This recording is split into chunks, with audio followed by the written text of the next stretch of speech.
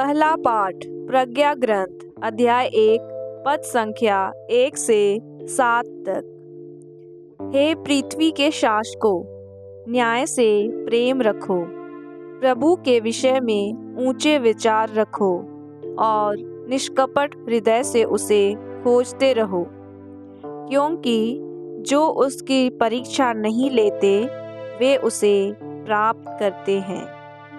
प्रभु अपने को उन लोगों पर प्रकट करता है जो उस पर अविश्वास नहीं करते। कुटिल विचार मनुष्य को ईश्वर से दूर करते हैं। सर्वशक्तिमता उन मूर्खों को परास्त कर देती है जो उसकी परीक्षा लेते हैं। प्रज्ञा उस आत्मा में प्रवेश नहीं करती जो बुराई की बातें सोचती है, और उस शरीर में निवास नहीं करती जो पाप के अधीन है, क्योंकि शिक्षा प्रदान करने वाला पवित्र आत्मा छल कपट से घृणा करता है। वह मूर्खतापूर्ण विचारों से अलग रहता है और अन्याय से दूर भागता है। प्रज्ञा मनुष्य का हित तो चाहती है, किंतु वह इस निंदक को उसके शब्दों का दंड दिए बिना नहीं छोड़ेगी, क्योंकि ईश्वर मनुष्य के अंतरतम का साक्षी है।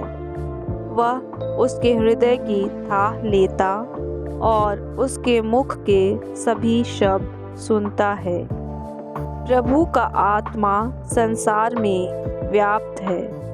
वह सब कुछ को एकता में बांधे रखता है, और मनुष्य जो कुछ कहते हैं वह सब जानता है।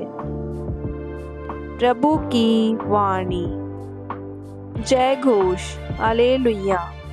आप लोग संसार में उज्जवल नक्षत्रों की तरह चमकेंगे, क्योंकि जीवन का वचन आप लोगों को प्राप्त हो गया है। हालेलुया। सुसमाचार। संत लूकस के अनुसार आज का पवित्र सुसमाचार अध्याय 17 पद संख्या 1 से 6 तक। यीशु ने अपने शिष्यों से यह कहा, प्रलोभन अनिवार्य है, किंतु धिक्कार उस मनुष्य को जो प्रलोभन का कारण बनता है।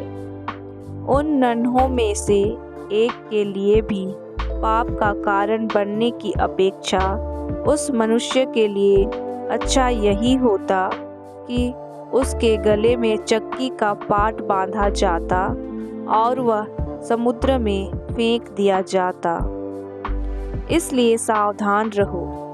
यदि तुम्हारा भाई कोई अपराध करता है तो उसे डांटो, और यदि वह पश्चाताप करता है तो उसे क्षमा कर दो।